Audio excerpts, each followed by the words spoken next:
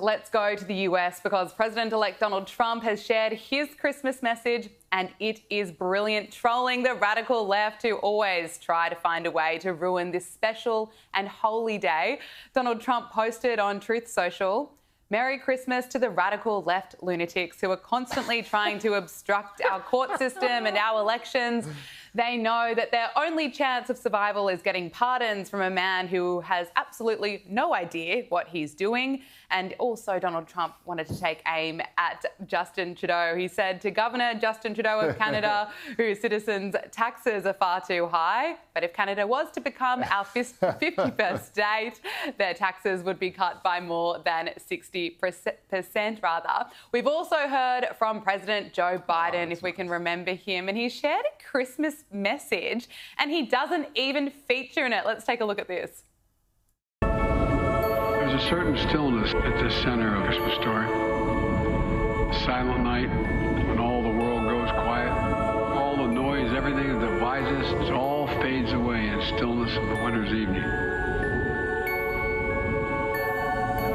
And we look to the sky, to the lone star, shining brighter than all the rest, guiding us to the birth of a child.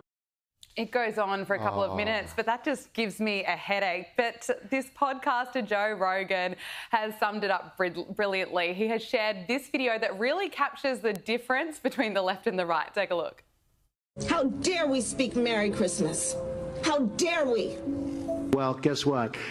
We're saying Merry Christmas again.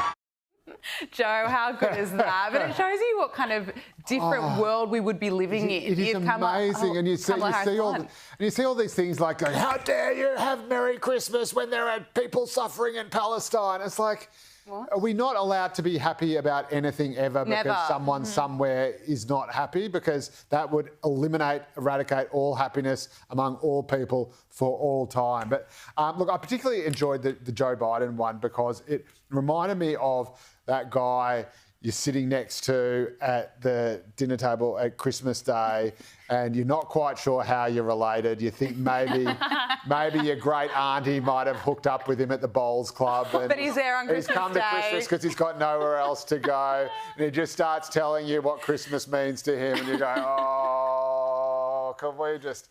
And it just makes no sense. And also, that Christmas tree in the White House is an abomination.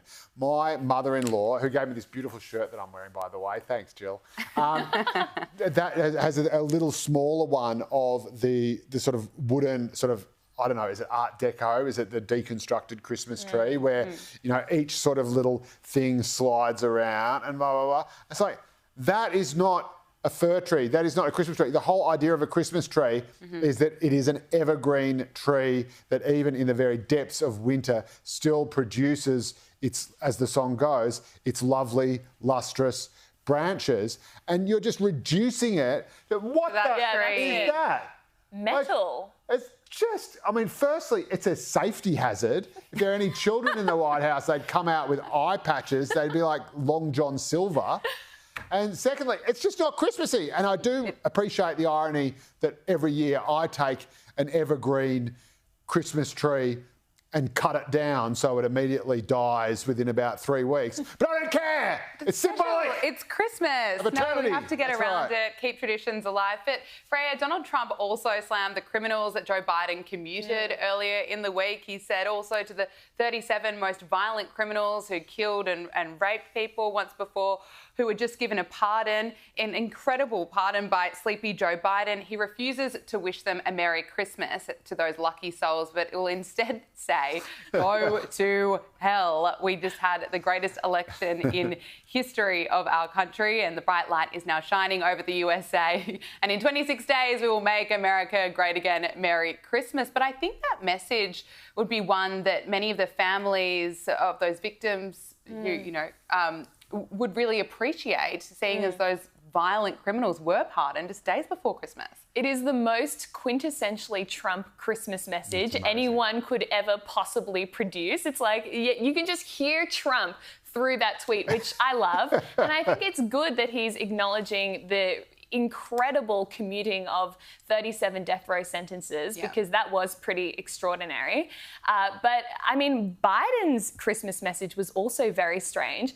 I actually have a theory that it could even be AI generated. It's just an AI generated voice of Biden. The guy's on his deathbed. He's not getting out of bed this Christmas for anyone, let alone the American people. And so one of his staffers has just gone into ChatGPT, put in some inputs of his voice, his audio. There'd be plenty on the internet to make some sort of cogent voiceover. And then boom, that's the Christmas message. Because why else is he not even appearing? Not even a token, Jill and Joe, nothing at all. So I think it's AI and he could actually be dead. That is ingenious. That is the best Biden take I've heard in all of 2024. And my only question is, if they AI generated Biden's Christmas message, why didn't they just AI generate his entire presidency? Well, everything would be so much better off. They kept him hidden. Instead of old juiced up Joe, and they didn't get the timing of his dosage quite right, going out and sort of crumbling. Maybe America would be in a better place. Just send out a hologram. Yeah. Just cut that. Do it via Zoom. Say, oh yes, it's really him. Wave hello, Joe. Oh, hello, America. Yeah, but they'd really struggle when he had to finally hold press conferences and had to finally American debate presidents Trump, never hold press conferences. We all know that. He refused to hold. They get door-stopped on the way to Marine One. It's like, oh, there's all these reporters near the presidential helicopter. Oh yeah, I'm just going out to kick some ass for America. Okay, thank you very much.